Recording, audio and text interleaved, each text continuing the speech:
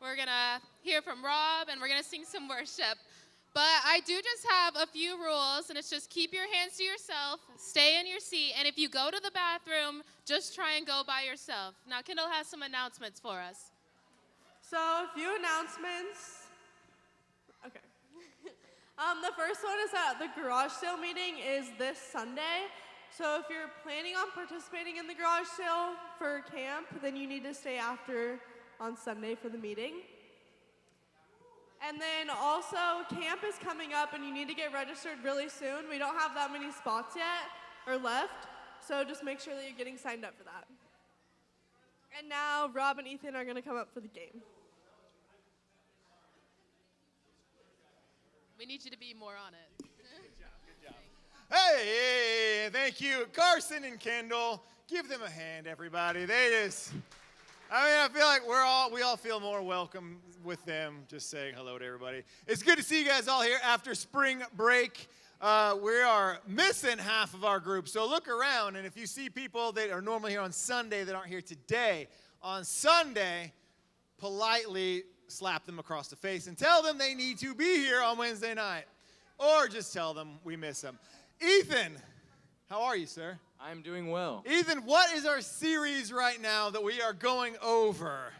Our series is And So the Adventure Begins. One of the many titles. I call it something different every time we talk about this. So not last Wednesday, didn't do anything last Wednesday. 2 weeks ago, we started a brand new series just about this idea that the life as a Christian should be an adventure. And so we tried a new game 2 weeks ago, and you all failed at that game. Does anybody remember what the game was?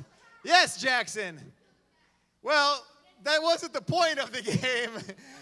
It was called Dead Cat. The point is to keep your cat alive, and you guys killed it 2 different times. Ethan, guess what we got? Dead Cat 2. This time it's personal. So we are going to play Dead Cat 2. Now, why are we playing Dead Cat, Ethan? Because it's an adventure. Yes, it's like choose your own adventure books, all right? Back in the day when you could read through and you could pick which one you wanted to do. So you guys are in control. Every choice you make, it will affect the next thing that happens to this cat. We are trying to keep the cat alive, all right? Keep the cat alive. So, we're going to give this a try. We're going to give this a try again. Will, are you ready back there? Go ahead and turn it up loud, and everybody follow along to the rules of Dead Cat 2, please. Well, hello there. I don't know if you remember me or not, but you watched a cat for me one time. You did such a great job. I was wondering if you would maybe, watch another one for me. You would? Well, that's great news. Just remember, owning a cat is a big responsibility. You have to feed it, you have to bathe it, but above all, you have to keep it alive. Welcome to the world of Dead Cat. Let me explain how this is going to work. Every round is a different question, and every question will determine the fate of your cat. You and your group are entirely in charge of the fate of your cat. Some of the choices that you make will be good for your cat, and some of the choices that you make will be not so good. I think you'll understand as we move along. Just remember, you need to keep your cat alive. Let's head to round 1 together. See you there. All right, we're going to keep the cat alive. It's not kill the cat, it's keep it alive. Go ahead. Let's go to our first choice. So here's what we're going to do. There will be a choice. There, you're going to hear the video. He's going to tell you what it is. And then you're going to go to the choice. And what are the colors again? It's going to be blue. Orange will be back in that corner by Austin. Blue is going to be over here with Jay. What's the next color? Purple will be over here with Jody. And green will be with Laura. All right? Whatever choice you want it to be, you will go to that. We'll count it. Whichever one has the most votes, that'll be what we pick to keep our cat alive. So, listen to the first one, and then you're going to stand up and go really quickly to where you are picking. Go ahead, Will. Well, hey, you made it to round 1. Hey. First things first, your cat needs a name. What should you name your cat? Should you name your cat Meow Meow, Señor Gato, Cash That Money one's Kitty, good. or Luke Skywhisker? Talk it over with the group. All right, you Let got me know what you decide. blue over here. So stand up and go. Blue, orange, purple, or green. Last time the names were so mid, but this time they're so good. I'm going with Senor Gato. Cash Money Kitty is definitely my vote. I'm going Senor Gato. It looks like Leaders, once they get over there, count them up. Count them up once they get there. Cash Money definitely won. Cash Jay. Money Kitten. Oh, no one picked Meow Meow. Sorry, Jay. No one wanted Meow Meow. All right. They won. You guys count. I'm pretty sure, though. That just off the looks of it. All right, off the looks of it. Will, we're going to go Cash Money Kitty. So, hey, stay where you're at. Stay where you're at and listen up. Cash moves. Cash Money Kitty. Go for it, Will. Let's pick purple. Get the money. Dollar bill, y'all.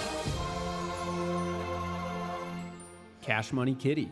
Oh. That name speaks for itself. Dang.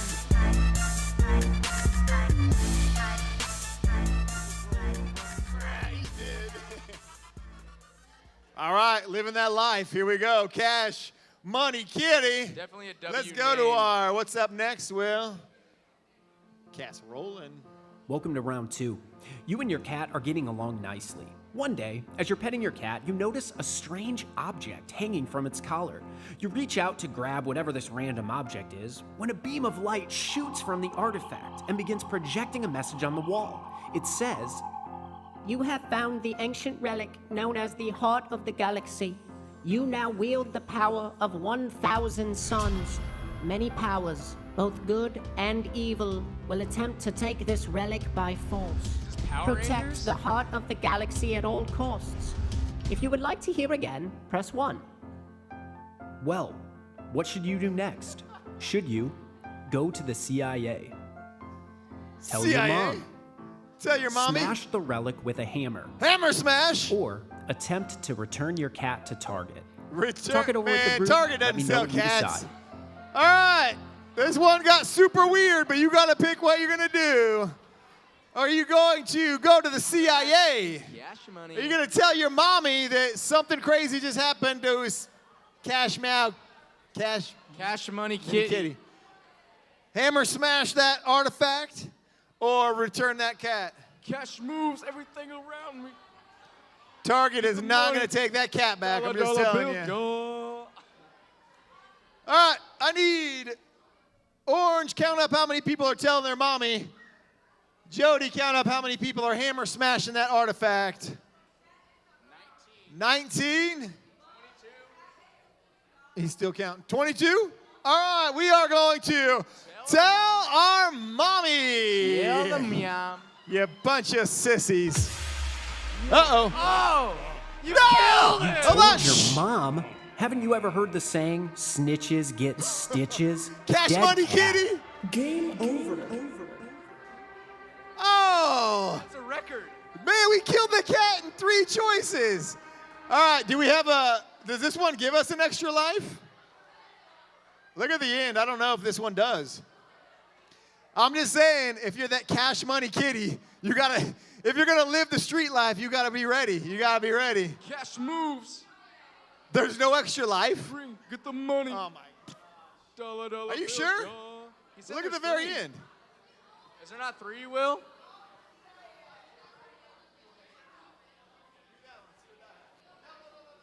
Sorry, guys, we're having some technical difficulties. We did not think you guys were that bad at the game. Thought it'd last a little bit longer than that, but All right, let's do that one over what's again. up, Martine? Okay, we're gonna give you one more life. Cats get 9 lives, CIA? but we don't got that kind of time. So let's do that question over again. All you little snitches, you got our cat killed. All right, now let's try that again. So go to that last one again. Let's see what we got. Martine says tell the CIA. Welcome to round 2. Oh my gosh, you and no. your cat are getting along nicely. One day, as you're petting your cat, you notice Hold a on. strange Just object go. hanging from its collar. Can you fast forward to the end? Because that's a long one. All right, we are going to tell the CIA, smash it with a hammer or return the cat to Target. Which one are you going to? Do not pick, you can't pick your mommy again, guys. You got the cat killed. You got to find a different one. They won. CIA, Hammer smash, go to target. Which one are you going to? Hammer smash 1. Hammer smash, Will. All right, let's pick hammer smash. William. Hammer smash, Will. Wilson.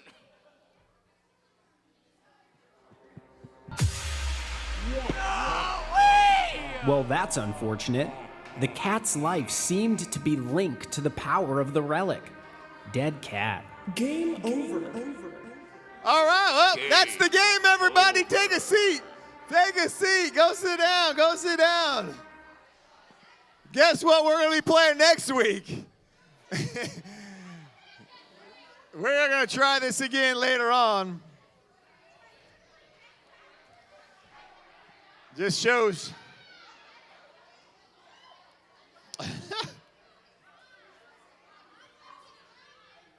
Because it's hilarious. I'm trying to get rid of all this stuff here, but it's just not working out for us. Well, I think it's hilarious because if you killed it, you're not keeping the cat alive. So you're choosing your own adventure, all right? I can't control that. I can't control that. Hey, next time either take it to the CIA or return that cat to Target. You already know not to smash it and not to tell your mom, or the cat will die. We're teaching terrible, terrible things here. Just in case you do own a cat and aliens start talking through it, it's okay to tell your mom. But the cat may die. Now, hey,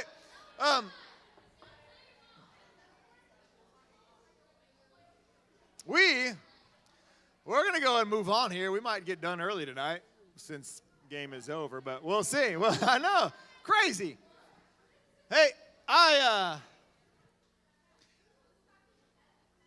tonight, as we kind of go on with this whole idea of this life is an adventure, we're going to be talking just a little bit about what does that mean that the Christian life should be an adventure. And here's what I mean by that. I do believe that living a Christian life is not something that is boring. It is, and I keep telling you this, and I want to make sure we're very clear on this, because we're kind of just piggybacking off of what we were talking about at Refuel, that the Christian life is not just go to church for an hour and then go do whatever throughout the rest of the week and then go back to church and be like, I live an okay life, don't do too many bad things, I'm a pretty good person, and that's it. Now, church is great. Please, don't get me wrong. We need you here. We want you here. But that is not just what this Christian life is all about. That with this life, like any adventure, there is a risk to be taken. All right? There is a risk to be taken like in any adventure. How many of you guys have been on a roller coaster anytime recently, like in the last year? All right? Like a really tall one. How many of you guys don't really like roller coasters, but you ride them anyway? All right. Now, a couple of you said that. What is the worst part about the roller coaster, Jackson? Which part? Huh? The one that goes up? Like the very beginning? Yeah. So that very first part where it's just click, click, click, click, click as you're climbing. As you're climbing that hill, can often be like the worst part about the roller coaster. Why is that? Why is that the scariest part sometimes? Do what? You're just going up. You could possibly die. That's a little dramatic, but it is true. It is that unknown when you go over that top part and you don't know what is about to come over that hill.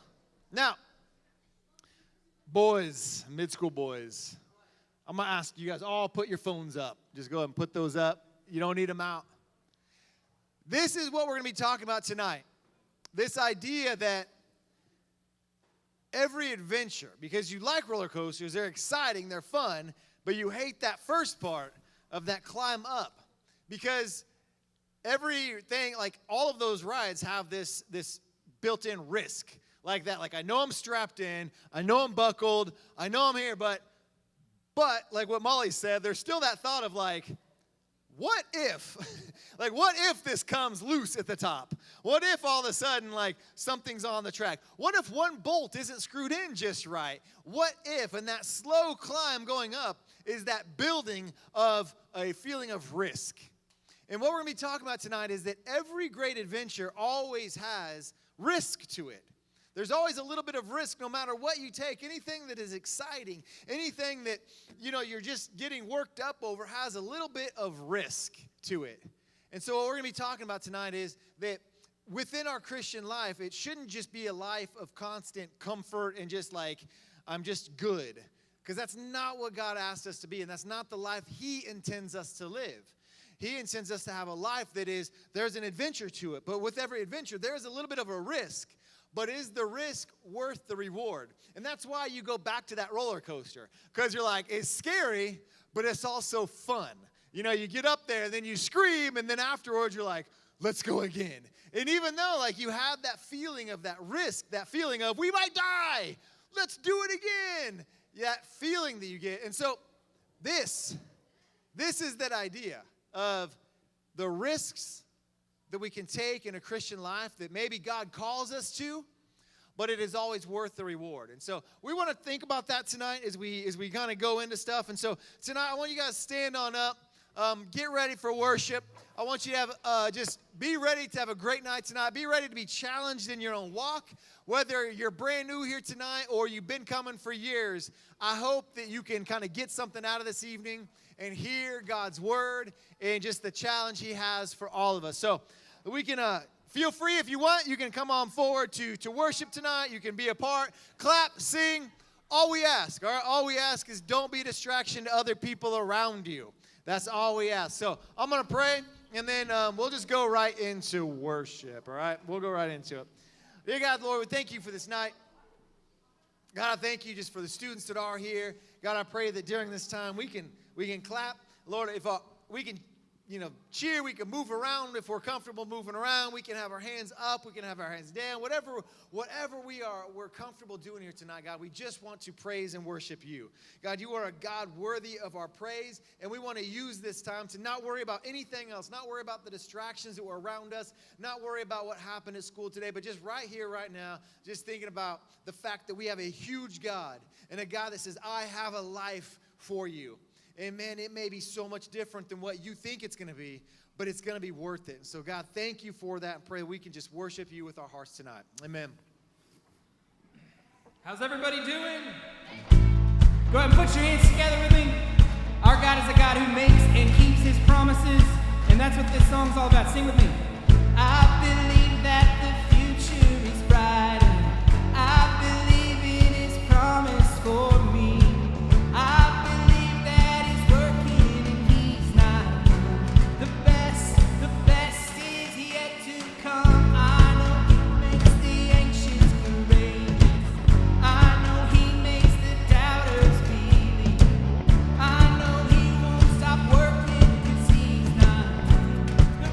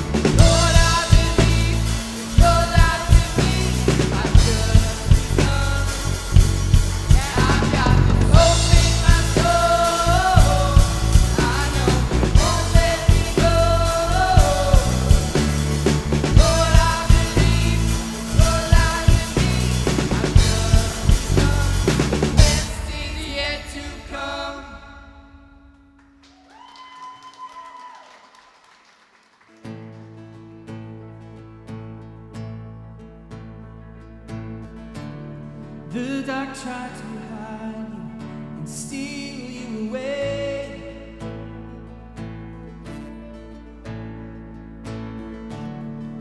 Death tried to keep you inside of the grave.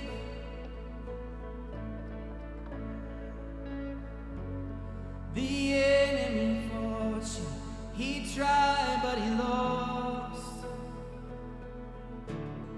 You cannot be stopped.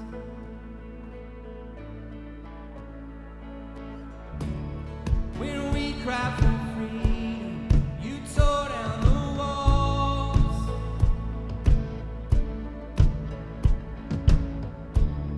The weight of our burdens, you carried it all.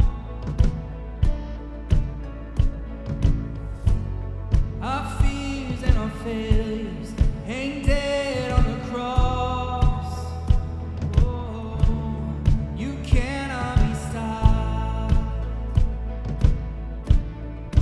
Mover of mountains, breaker of chains, Jesus has triumphed over the grave. Sing hallelujah, the battle is won. Nothing can stand against our God. And in your victory, we shout out your praise.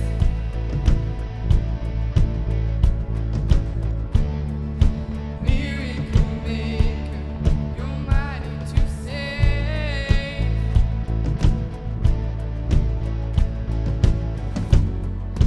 Awesome in power, relentless in love.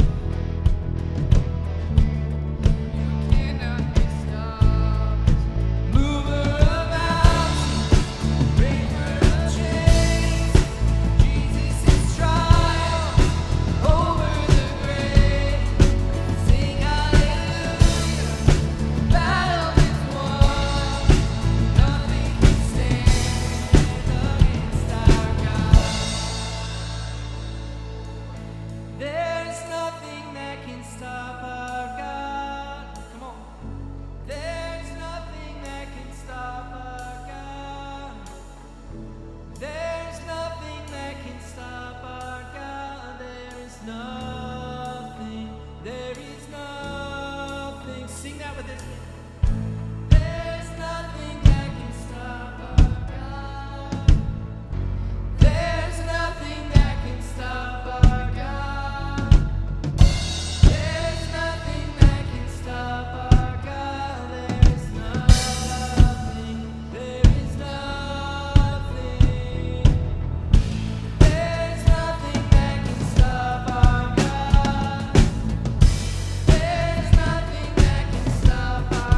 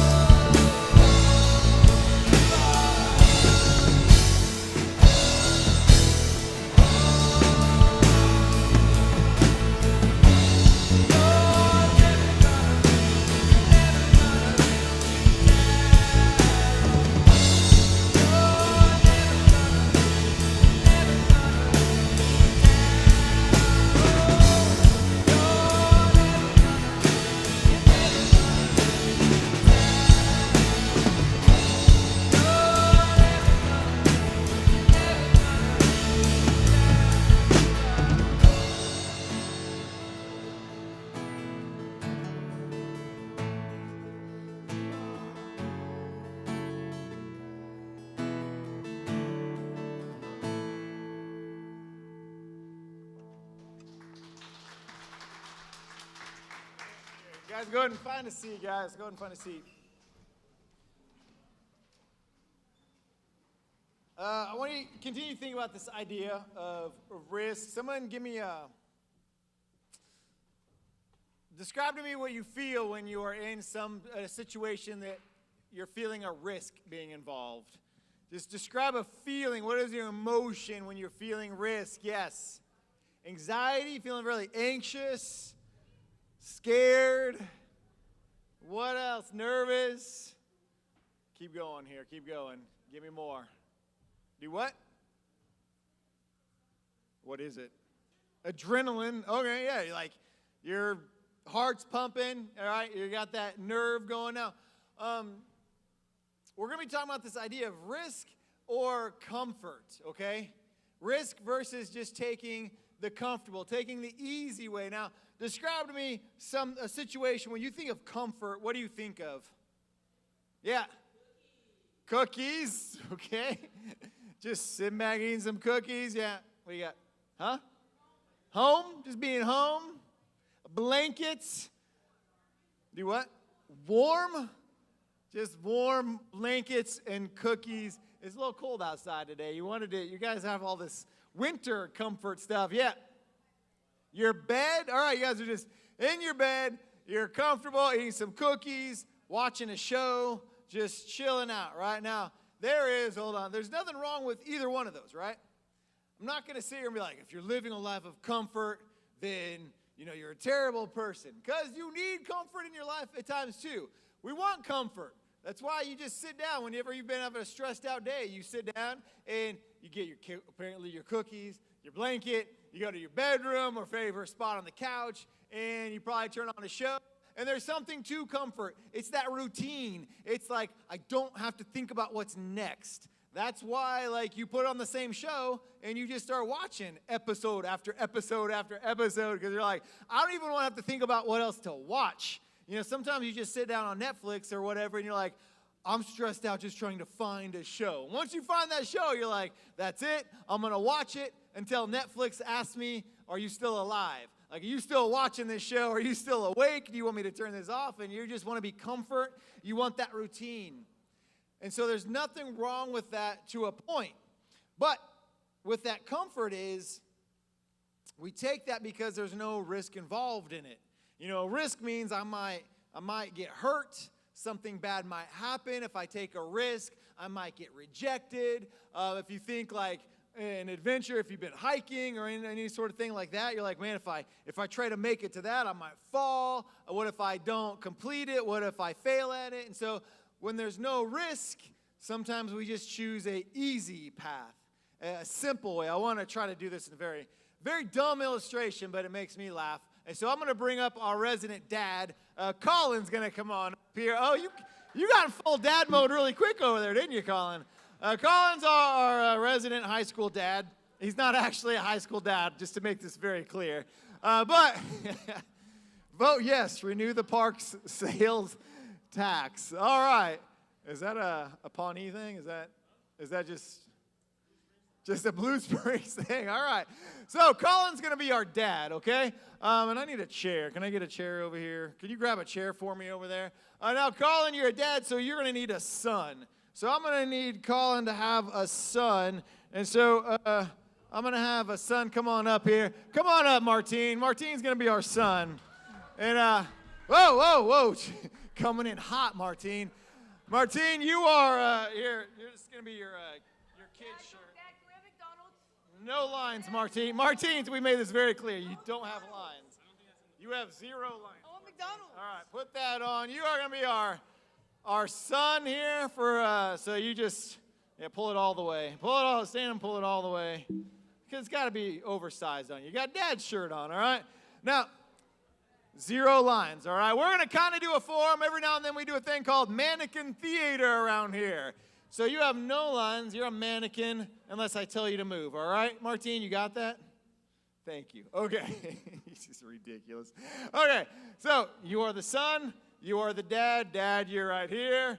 Very proud of your boy. Martine, it's mannequin theater. You have to stay still unless I move you or I tell you to move, all right? Smile. All right, smile, Martine. Hands down. Look up. All right, there we go. Okay. Martine, don't move unless I tell you to. All right, look at the camera. We're taking a family photo here. All right, so Martine is the son. Now, Martine, you are, what age do kids learn how to walk? 12? Like 12? Like what? Like 1? All right. Martine, no words because you don't have any lines. You're like a 1-year-old, okay? Martine's a 1-year-old. Now, for those of you that have little ones or you babysit, when kids learn how to walk, what do they do when they first are learning how to walk? No, not yet. They don't know how to walk yet. They're very first. They what? They fall a lot, right? Because there is a risk at learning how to walk. Don't look at me, Martine. You're a mannequin. There's a risk at learning how to walk. And that means he may fall. That means he may scrape up his knees. That means some kid, man, you see those babies and they learn how to walk and they just fall right on their face, right? They just fall like flat. They learn how to walk and they fall right on their face, all right? On their face. No, I'm not going to kick you, just on your face. You're a mannequin. Stay right on their face, all right? Now, never kick a child, all right? That's the first thing they teach you, right, Dad? All right, now, so he falls. Now, Martine, so Dad's going to, like, go over, pick up his son, more like Wild Kingdom, like by the neck. Yeah, there we go. He does like learn how to parent like a bear. All right, there we go. Now, stay still, stay still. Now, Martine decides, look, I don't want to take the risk of falling. I don't want to take the risk of scraping up my knees. I don't want to fall and get hurt because that would make me sad, make a sad face. Oh, I didn't do that, all right? Back in your chair. Sad face. All right, there we go. So he decides that would not work for me. The risk is too great. Why would I learn how to walk? Why would I learn how to fall on my face? Why? That's not a sad face. That's like I'm going to set the house on fire face. I need a sad face. Why would I take that risk? I don't want that. You know what I've learned is, like up till this point, Dad's carried me everywhere. Dad has been my safety. Why walk when I can just stay in comfort and let my dad carry me around like a baby? So, like a baby. Like a baby. All right, here we go. Like a big old baby. Now, you got him, Dad? Okay, good. All right. Is this how you hold a baby? like a. No, that's not. That's not how you hold a baby. There you go. All right. Perfect. There you go, Dad. Cradle the head. They don't have necks yet. All right. Now, you might want to get under him. You're going to be like this for a few minutes. All right. Now, here's the deal. Martine decides, this is much better. I'm never going to fall as long as Dad holds me. Dad can walk around. Look, there's no falling. This is comfortable and safe. I'm not going to scrape my knees. This is the way to go. Zero risk in this, all right? So we can kind of come over here, and then we're going to set down your baby just to give you a little bit of breather here. Now, Martine decides, I like this. This is the easy way to go, all right? So thumbs up. Happy smile now. All right, good job, Dad. Now, Dad, you're like, hey, I love my son, so I'm very proud. Smile. All right. Now, years go by. All right? Martine's 15, 16 years old. It's homecoming, all right? So he's got a date. So I'm going to take, come on up here. Come on up. Come on. All right. Right here.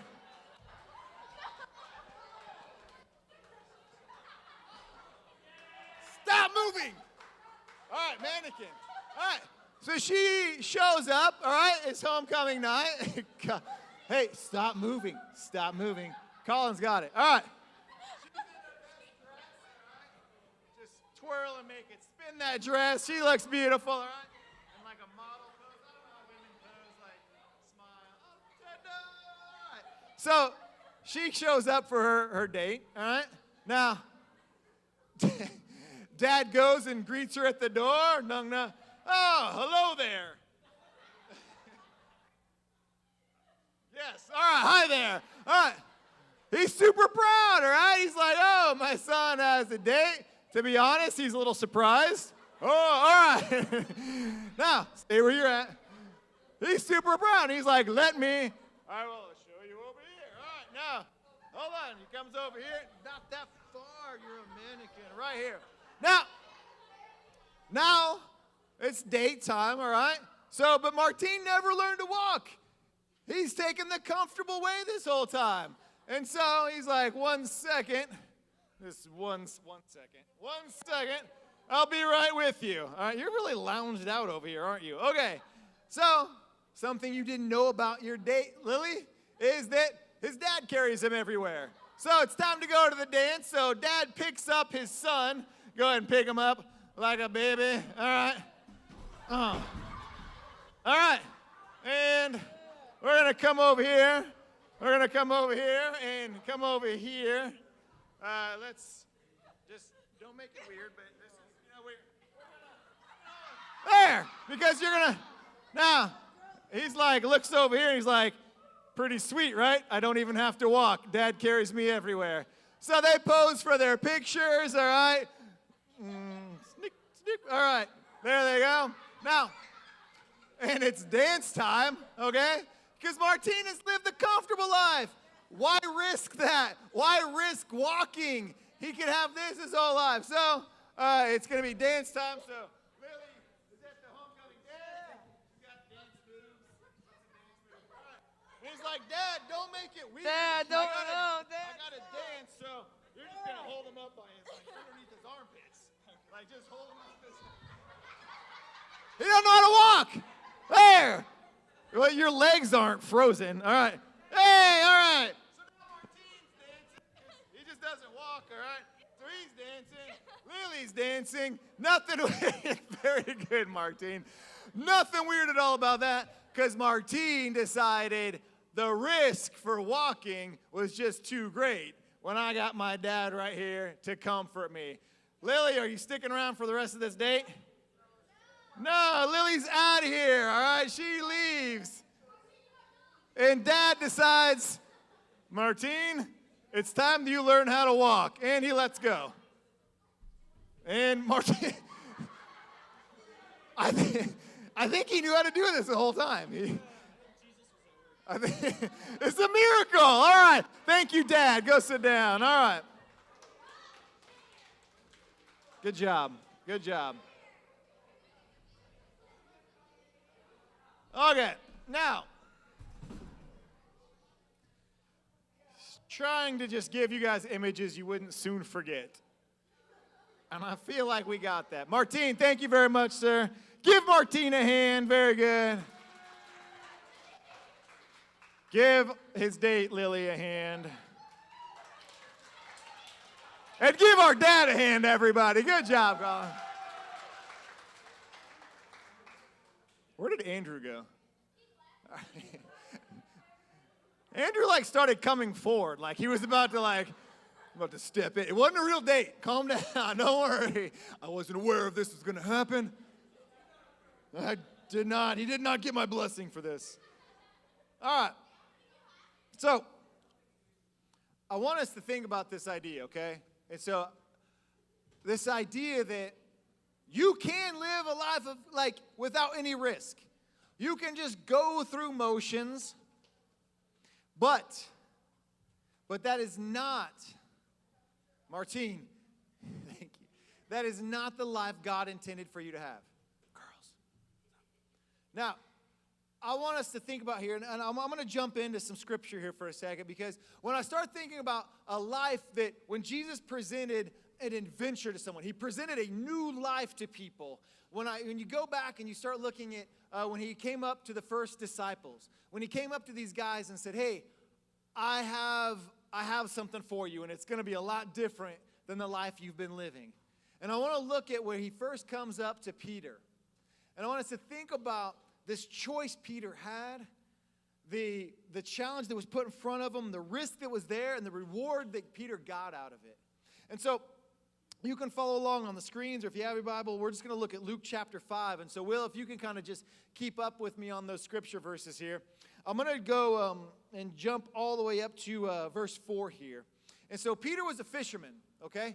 Peter was a fisherman, and he's out fishing. Now, at this point in time, Peter had heard about Jesus. He had heard about this teacher who was going around doing some, like, pretty cool things, but he was not a follower of Christ yet. He didn't know, like, exactly who or what Jesus could fully do, but he'd heard about him.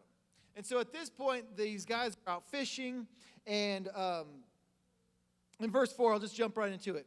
He said, so Jesus was out teaching, okay? And then when he finished speaking, he says to Simon, who his name would change to Peter eventually, but he says to Simon, put out in the deep water and let down the nets for a catch. And so what we know right now is that they had been out fishing and they hadn't been catching anything. And so Jesus says, hey, I want you to go out there and put your nets out over in that area. Put them out on that side of the water. Put them out on that side of the boat. And Simon answers him, look, master. And that was a word for teacher. So he's just like, hey, teacher, like, I got it. Thanks for your opinion, but we're good. He says, master, we've worked all night and haven't caught anything. But because you say so, I'll let down the nets. So at this point, Peter is almost like humoring Jesus. He's just like, okay, we're kind of the fishermen. Like, you do your teaching thing there, professor, but we've been fishing all night. But you know what? People seem to listen to you, so we'll give this a try. We'll throw our nets down since you are asking about this, because why not? And then in verse 6, he said, when they had done so, they caught such a large number of fish that their nets began to break. So they signaled their partners in the other boat to come and help them out. And they came and filled both boats so full that they began to sink.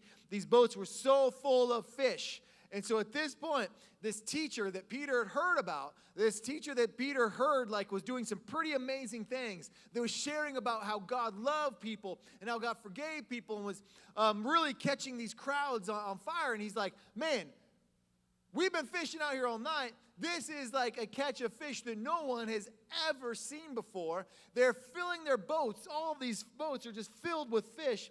And this boat begins to sink. So they start filling up the other boat with fish. And that boat begins to sink. And when Simon Peter saw this, it said he fell at Jesus' knees and said, go away from me. And I want you to see Peter's response here. Because sometimes we respond to Christ in one or two ways. We either are like, man, that was crazy, I want to experience more of that. Or we get so freaked out by what Jesus is doing or about where our heart's pulling that we're just like, no, go away. Because like, I don't know what's about to happen. And I don't know what's going to change in my life. But I don't know if it's like, if that's what I'm ready for right now. I don't know if I'm ready for what you are doing right now. And so Peter gets a little kind of freaked out here. And he says, go away from me, Lord. I'm a sinful man. Like, I don't know what you're doing with me. But whatever you're asking, like, I'm not ready for it. I'm not a great guy. Go pick, like, one of the good church people. Go pick one of the upperclassmen. Go pick someone that's been going to church for their whole life. Go pick one of those adults. Like, I'm not who you're looking for. And so Peter kind of has this moment where he gets freaked out. And he's like, Jesus, I don't know what you're talking to me for, but you got the wrong guy. And it said he and all his companions were astonished at the catch of the fish they had taken. And so were James and John, the sons of Zebedee, Simon's partners, so these other two guys who would eventually become disciples. And then Jesus said to Simon, don't be afraid. From now on, you will catch men. Which is a weird thing to say to a fisherman. Like, I mean, imagine, like, we know what Jesus was saying here. But imagine you're Peter, who's a fisherman, and Jesus is like, hey, from now on, you'll catch men. Like, I'm going to go after people. Like, what are we talking here? We got a Hunger Games situation taking place here. Like, what's going on? And so he says, you are going to be a fisherman of men. And so they pulled their boats up on shore, and they left everything and followed him. Now, he didn't literally just be like, okay, and just like they left to a different state or something like that. It just meant like they were getting ready to leave their stuff behind, their past comfort, their past routine, what they were used to. And so I want us to think about what was taking place here in Peter's life. Now, we have the Bible. We know the story. We know what Peter's about to experience, what's about to get ready to take place. But Peter didn't. All Peter knew was, here is this teacher who people said can perform miracles, who people are saying what he's presenting, like this might be the Messiah, the Savior that our Old Testament prophecies have been talking about, the Son of God. And so Peter, who had heard about these things, now was experiencing this miracle. And so Jesus presents to Peter a great adventure. He says, look, Peter, I've got something for you. I have something laid out before you, and I know you're used to being a fisherman, but I want to challenge you to go and change people's lives. You are about to experience something you've never experienced before. And as a teacher, he was a rabbi, when they call a master. Jesus was known as a rabbi, meaning when he would go to a disciple, he'd say, I want you to follow me. What he's saying is he's recruiting kind of, I guess an intern is kind of like the best way to describe it. He's saying, I want you to go after, I want you to follow my life. I want you to go the places where I go, to hear how I teach, to learn the things I know about. I know you're a fisherman, Peter, but I want you to follow me as your teacher, as your leader. Is this something you are interested in doing? And Peter has this moment where he's sitting there. He could have chosen comfort, right? He could have said, okay, that all sounds really cool. And it was an honor to be asked by a rabbi, by a person considered to be a master teacher, to follow them. But he could have said, that sounds a little like, I don't know if I'm ready for that. He says, like, I'm a sinful man. He could have said, I'm not worthy of it. Find somebody else. Or, man, I don't know, like, I'm a fisherman. I do this. This is what I know. This is my routine. But Jesus challenges him and presents something and says, I've got something for you that is going to be greater than you know. And instead of just catching fish, you are going to have an impact on people's lives. And Peter would have understood this is what Jesus was saying when he says you are going to catch men or be a fisher of men. He's saying you are going to go out and have an impact on other people's lives and not just catch fish anymore, but make a difference. But Peter could have said no. And so he has this adventure laid out before him. He has this big challenge laid out there. But there was risk. And I never want to lie to you and say, man, living a Christian life, there's no risk at all. It's just easy and everybody will love it. And everybody you talk to is going to be like, oh, great, like you're a Christian. And everybody's going to be all in on it. He's like, no, there's going to be a risk. There's going to be a risk. And Peter would have faced that risk in that moment. Peter risked not being a fisherman anymore. What am I going to do if I'm not day to day doing my job? Peter had a wife. He had a home. He's like, well, this is my plan. So Peter risked his plans. Peter risked I had a plan laid out. Maybe Peter was saving up for some money and going to buy 2 or 3 more boats and start a little business. And he had his agendas laid out. Well, this would have changed all that. Peter risked his social status. Because what Jesus was about to do was kind of take where he thought this rabbi was going, teaching about God in Old Testament, and saying, we're going to take this a whole different direction. This is a Messiah. I am teaching people that God loves them and forgives them regardless of anything else. So Peter risked his social status among his friends of the temple. As a Jewish man, he was risking people that are around him. We don't think of it that way. We're like, well, Peter was this godly man and everybody loved him. No, it's no different than when you are worried about what will all my friends think if they know that I'm a Christian? Well, Peter was going to risk that. All of a sudden, his fisherman buddies were like, oh, you're super religious now. You're following a rabbi. Doesn't he know who you are? And Peter said, I'm a sinful man. His friends would have that would have been a risk in his relationships with other people. He could have chosen comfort. He could have just said, that sounds like a lot of risk. I'll just sit right here. I'll just live my normal life. And Peter could have. He could have not made a sacrifice. He could have not taken that risk to follow Christ. He could have just lived a fisherman life and just been some guy named Simon that lived a life for another 20 years or so and passed away, and no one would have ever talked about him again. But Peter said, yes, I am going to follow you. Peter took this challenge. He took this adventure. And because of that, Because of that, he wasn't just some guy named Simon who caught a few fish, who lived a regular life, and no one ever spoke of again. Because he chose that adventure, he became someone who traveled with Jesus, and who saw hundreds and thousands of people sometimes listening to who Christ was. He got to see the miracles. He got to walk on water. He got to see Jesus be killed on a cross, but he also saw Jesus resurrected after that, who beat death, who overcame that. Peter became someone who wasn't just a normal fisherman, but started churches and became a leader of men. He started speaking out to thousands of people, and people started looking at Peter as their spiritual leader after Christ ascended to heaven after the resurrection. And he became the cornerstone of the church. Because he chose this adventure, he wasn't some fisherman named Simon, but he is someone who we still talk about thousands of years later, who made a difference. Because Peter chose that, it made a difference in your life if you consider yourself a believer. Because of what the churches did there, it had an impact on you today. Because this one guy who considered himself a sinful person, who lived an ordinary life as a fisherman, said, I will choose to follow you. He didn't know that at the time, but he was willing to take that challenge. And to me, that is something amazing. So we don't know what can happen when God starts putting something on your heart. There may be like that temptation to go, who am I? Like, I'm just a nobody. That's for somebody else to do. We may have that risk of saying, man, if I start living out my faith, what about what my friends will think? What about, like, I have this plan on doing this and go to school here, and I'm going to do this, this, and this. What if Jesus messes all that up? We can live a normal life of comfort. You can. But it's not the life that God has intended for you to have. What if Jesus has something better for you? What if he's got a life that you would have never, ever expected?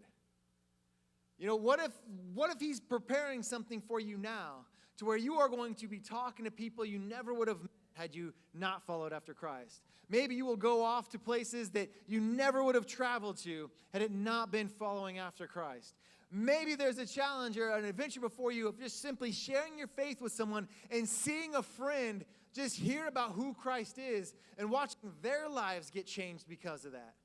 We all have something that is placed in front of us, and I want you to really think about that. Is there a risk? Yeah. Is there a risk of friendships? Sometimes. Is there a risk that it may change the way you do things from time to time? Yeah. Is there a risk of how you may spend your weekends, and maybe that risk is not getting invited sometimes? Yes, those risks are there. I'm not going to say they're not. But is the reward greater than that? And the answer, we see it over and over and over when people respond to Christ. The reward was always something greater. And I want us to think about that, because anytime you experience some sort of something new, there might have been a little bit of a risk that it took to do that. There might have been a little bit of a risk that boy or girl that you just started talking to. That risk that there was there, that because you had to ask for a phone number or ask a friend to ask a friend to ask a friend to see if that person liked you. Whatever your weird risk was in that, there was something new to that, and you're like, okay, there's a risk to being shut down or not shut down. There is a risk to trying a new sport or going out for a new team. But the reward might be that you make that team and experience some new friendships or relationships. You know, whatever it may be, there's a risk to everything you might do. And you can always choose a comfortable route to it. You can always just say, no, it's just not worth it. I'll just sit here and do nothing.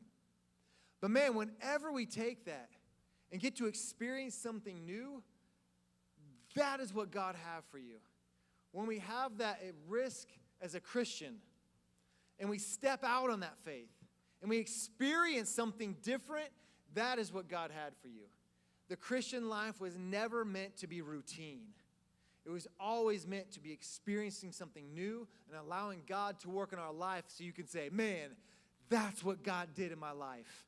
And it was scary, but it was worth it. And I took a risk in doing that, but it was worth it. And it was awesome because I got to see that. You know, whether it's helping out with Breakaway for the first time, thinking, I don't know if I'm going to be any good at this, but you stepped out and you saw like a kid come to know Jesus because of that. Or maybe stepping out in a leadership role, or just simply letting a friend know, hey, I'll pray for you.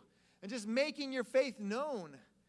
Those are all little things that God will say, let me take that. Because when you put your faith in me, you're going to experience something new. I love Refuel Weekend. My favorite time was not Thursday or Friday or Saturday. It was Sunday morning when we were up in worship service. And here's why. When we were down here, I was joking when I was like, hey, go upstairs and worship, and just worship like you've been doing all weekend. And someone in the crowd was like, oh, yeah, like just run to the front. And we're like, yeah, why not? I kind of just threw it out there. Whatever, go for it. And, everybody kind of laughed. And then when we went upstairs, I remember standing up there when Lee got ready to worship, and I just sat there thinking, I wonder if anybody's actually going to do that. Like, who's really going to go up there? And Lee got ready to do some worship, and the music kind of started playing, and I looked over, and I saw a couple mid-schoolers kind of step, and they're like, oh, no one's moving yet. And they kind of looked uncertain. And then they stepped back in their seat because they got a little nervous. They thought, oh, might be uncomfortable. What if we're the only ones that go up there? What if I want to be like 3 mid-schoolers just standing there in the front, and Lee's like, what are you doing? Go sit down. Or what if all the other students stare at us and like, what a bunch of weirdos. What are they doing? And so they kind of just like slid back into the side. And then I saw 2 or 3 older high school students just step out. He turns around, and he's like, what? And then they start walking. And then everybody, they took a risk and like, who cares? And everybody started going to the front. And they all started worshiping. And Lee started worshiping. I don't know if y'all noticed, but Lee had a little more soul to his step that day. He was like getting into it. And the worship team was getting into it. And I'm looking around, and I'm watching adults worship. And like, I've never seen people worship before in that service on a Sunday morning. And all these adults up in the balcony were like getting into it. No joke. There were like 3 ladies that were like on the top right side. And they're like dancing to worship over there because our students took a risk. Because 4 or 5 high schoolers were like, why not? Let's go for it. And then everybody started worshiping because a few students, and you guys, I got to experience something. I've never seen worship like that upstairs among adults and students before. It was amazing. It was so much fun to be a part of. And after service, because a handful of guys said, let's just go ahead and do it, and everybody followed after that, there was a few adults that said afterwards, I've never experienced worship like that before. There was a lady who said, I don't know Jesus that way. I want to. Yet adults looking to start having conversations about who Christ was because they saw students step forward. And you guys got to have a great morning. Like, it was fun. It was a good time up there. You got to experience something different by taking a risk and overcoming it. Those risks can be little sometimes. It's not go out and change the world like Peter. Peter didn't know that's what he was doing at the time. He was just like, I'm going to follow after this guy. And so I want to challenge you guys. And Will, if you can put up that last slide there on the challenge, I want you to think about this idea. Just kind of ask yourself these questions like, what do you actually risk for your faith? When was the last time you just stepped on a little bit of a limb just to make your faith known to anybody? What causes sometimes, like what holds us back? Like we're talking about that roller coaster, click, click, click. Sometimes when it comes to like living as a Christian, we feel that way. We're like, I don't know, like there's some things that kind of hold me back from that. What holds us back from Christ? Is there a point where you're like, Jesus, you got to go. You got to get away from me because I don't know if I can do that. Do we ever hold ourselves back from that? You might be in this room saying, I know what Jesus is calling me to do, but I just don't know if I'm ready to do it yet. And I want you to think about this, like, do you want to live the life God intended you to live? Or are you okay just coming to church, sit in the back, staring at your cell phone, repeat once a week, and think, well, I'm living a good, okay life? That's no better than Martine getting carried around by his dad the rest of his life and saying it's not worth the risk. You can, but is it worth it? because that risk is always going to pay off if we know it's what God's called us to do. And so I want to leave you with those challenges. Just kind of think about, what does it mean for you personally to be challenged by Christ? What risk do you feel like maybe God is calling in your heart? And so we're good? Yep. We're going to kind of wrap up with just a worship song here. And then Avery Blaine is going to kind of close us out. And so as we're worshiping, I want you to think about those questions and what God's put on your heart. Your risk tonight might be, I don't know who Jesus is, but I want to talk to a leader about it.